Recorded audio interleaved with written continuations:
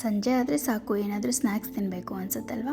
ಬನ್ನಿ, ಇವತ್ತು ನಾನು ನಿಮಗೆ ಕಡಲೆಬೇಳೆ ವಡೆ ಮಾಡೋದು ಹೇಗೆ ಅಂತ ಹೇಳ್ಕೊಡ್ತಾ ಇದ್ದೀನಿ.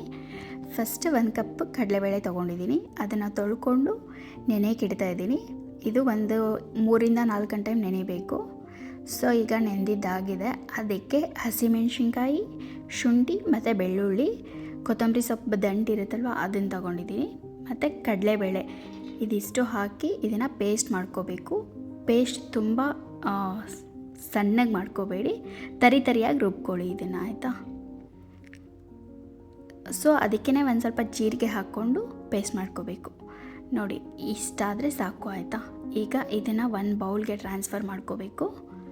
ಮಾಡ್ಕೊಂಡಿದ್ದಾದಮೇಲೆ ಅದಕ್ಕೆ ಸಬ್ಬಸಿಗೆ ಸೊಪ್ಪು, ಆಮೇಲೆ ಈರುಳ್ಳಿ ಆ್ಯಂಡ್ ಕೊತ್ತಂಬರಿ ಸೊಪ್ಪು, ಕರಿಬೇವು, ಆಮೇಲೆ ಕಡಲೆಬೇಳೆ ಆಗಲೇ ನಾನು ತೆಗೆದಿಟ್ಕೊಂಡಿದ್ದೆ ಅದನ್ನು ಕೂಡ ಹಾಕ್ಕೊತಿದ್ದೀನಿ.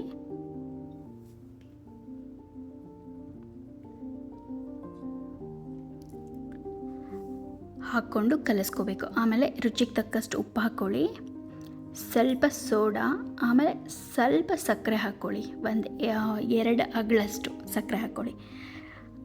ಸಕ್ಕರೆ ಹಾಕೋದ್ರಿಂದ ಕ್ರಿಸ್ಪಿಯಾಗಿ ಬರುತ್ತೆ, ಕಲರ್ ರೆಡ್ ಕಲರ್ ಬರುತ್ತೆ, ಚೆನ್ನಾಗಿರುತ್ತೆ. ಆಮೇಲೆ ಎಣ್ಣೆ ಕಾಯಕ್ಕೆ ಇಟ್ಕೊತಾ ಇದ್ದೀನಿ. ಸೊ ಎಣ್ಣೆ ಅಲ್ಲಿ ಕಾದಿದ್ದಾಗಿದೆ. ಅದಕ್ಕೆ ವಡೆ ಕೈಯಲ್ಲೇ ಈ ರೀತಿ ತಟ್ಕೊಂಡು ಇದನ್ನು ವಡೆ ಬಿಡಬೇಕಾದ್ರೆ ಲೋ ಫ್ಲೇಮಲ್ಲಿ ಇಟ್ಕೊಳ್ಳಿ, ಮೀಡಿಯಮ್ ಫ್ಲೇಮಲ್ಲಿ ಇಟ್ಕೊಳ್ಳಿ, ಆಯಿತಾ. ಎಣ್ಣೆ ಕಾದಾದ್ಮೇಲೆ ಮೀಡಿಯಮ್ ಫ್ಲೇಮಲ್ಲಿ ಇಟ್ಕೊಳ್ಳಿ, ಮೊದಲೇ ಹೈ ಫ್ಲೇಮ್ ಇಟ್ಕೋಬೇಡಿ.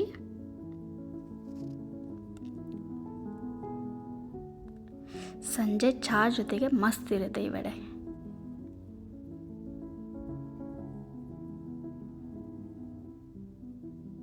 ಸೊ ಅದು ಮೇಲೆ ಕಲರ್ ಚೇಂಜ್ ಆಗೋದು ಗೊತ್ತಾಗುತ್ತೆ, ಆವಾಗ ಟರ್ನ್ ಮಾಡಿ.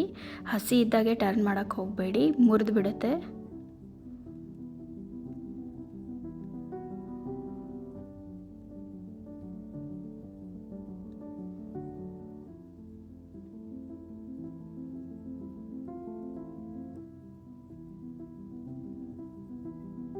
ಇದು ಚಿತ್ರಾನ್ನ ಜೊತೆ, ಪುಳಿಯೋಗರೆ ಜೊತೆ ಸೈಡ್ ಡಿಶ್ ತುಂಬ ಚೆನ್ನಾಗಿರುತ್ತೆ ಈ ವಡೆ.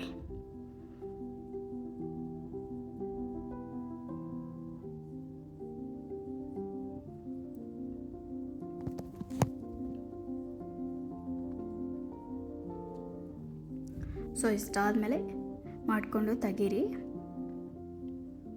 ಅದೇ ರೀತಿ ಎಲ್ಲ ವಡೆನೂ ಮಾಡಿಕೊಂಡು ತೆಗೆದು, ಇದೇ ರೀತಿ ಹೊಸ ರೆಸಿಪಿಗಳಿಗಾಗಿ ನನ್ನ ಚಾನಲ್ನ ಫಾಲೋ ಮಾಡೋದನ್ನು ಮರಿಬೇಡಿ. Thank you for watching. ನೀವು ಟ್ರೈ ಮಾಡಿ ಹೇಗೆ ಬಂತು ಅಂತ ಹೇಳಿ. ಆಮೇಲೆ ನೆಕ್ಸ್ಟ್ ಯಾವ ರೆಸಿಪಿ ಮಾಡಬೇಕು ಅನ್ನೋದನ್ನು ಕಮೆಂಟ್ ಬಾಕ್ಸಲ್ಲಿ ತಿಳಿಸಿ, ಟ್ರೈ ಮಾಡ್ತೀನಿ ಮಾಡೋದಕ್ಕೆ. Thank you.